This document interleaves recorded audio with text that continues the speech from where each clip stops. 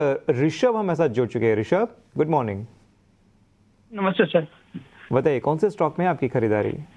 जी sir, सर्वप्रथम तो गौरांग साहब को सादर प्रणाम। उनकी एडवाइस बहुत ही अच्छी रहती है। और जी, दूसरी बात सर, मेरे पास बेल के शेयर पड़े हुए हैं। ठीक है। इनका बहुत बहुत धन्यवाद और इनको भी सादर प्रणाम हमारे तरफ से जैन साहब को। तो पहले मैं भारत इलेक्ट्रॉनिक्स पे चर्चा कर लेता हूं। देखिए, भारत इलेक्ट्रॉनिक्स पर काफी लंबे समय से हमने निवेश की राय दी है, वो आज भी बरकरार है। जिस प्रकार से इनके ऑर्डर बुक बढ़ रहे हैं और जिस प्रकार से इनका कामकाज हो रहा है, इनका नजरिया बहुत ही अच्छा है। ऋषभ जी, आपका 3 साल 5 साल या उससे ज्यादा का नजरिया है।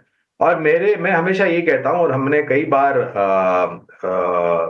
हमारे ही चैनल ईटी नाउ स्वदेश पर जब भी हमने रक्षा क्षेत्र के ऊपर चर्चा की है और हमने हमारी राय आपके समक्ष रखी है, तो हमने यही कहा है कि आप रक्षा क्षेत्र में किसी भी कंपनी में निवेश करते हैं तो आपका नजरिया 3 साल 5 साल का होना चाहिए, जो कि ऋषभ जी का है। तो पहले तो निश्चिंत होकर के बने रहे भारत इलेक्ट्रॉनिक्स में। आप चाहें तो 300 के नीचे और 280 के आसपास जब भी गिरावट में ये स्तर देखने मिलता है ऋषभ जी, तो आप थोड़ा बहुत धीरे धीरे करके और भी जोड़ सकते हैं, क्योंकि आपका नजरिया लंबी अवधि का है। तो केवल इतनी मात्रा में शेयर्स लेकर के आप संतुष्ट न होइए, तो प्रयास कीजिए कि हर महीने कुछ पूंजी बचा करके आप बीएल में जोड़े। अब आते हैं भारत डायनामिक्स पर। तो 2018 में इसका आईपीओ आया था करीबन 428 के आसपास, और हमने तब सब्सक्राइब का रिकमेंडेशन दिया था। अब हम बात करें 2024 में, और स्तर है करीबन 1275-80 के आसपास। देखिए, कंपनी काफी सक्षम और मजबूत है।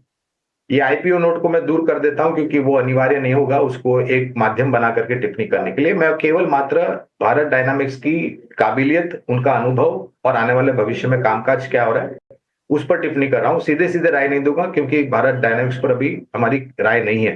तो ऋषभ जी, ये भी एक सक्षम और मजबूत कंपनी है। दोनों ही कंपनियां सरकारी कंपनी है। जो मिसाइल्स का पूरा कामकाज है और जो हम शक्तिकरण करते हैं हमारे रक्षा बलों को, 5 रक्षा बल है, वायुसेना, थल सेना, नौसेना,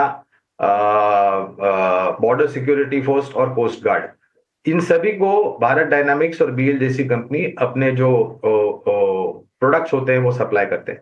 स्थानीय मार्केट में बहुत बड़ा ऑर्डर, और भविष्य में आने वाले समय में विदेशी मुल्कों से भी इन सब कंपनियों को ऑर्डर्स मिलने की पूरी पूरी संभावना है।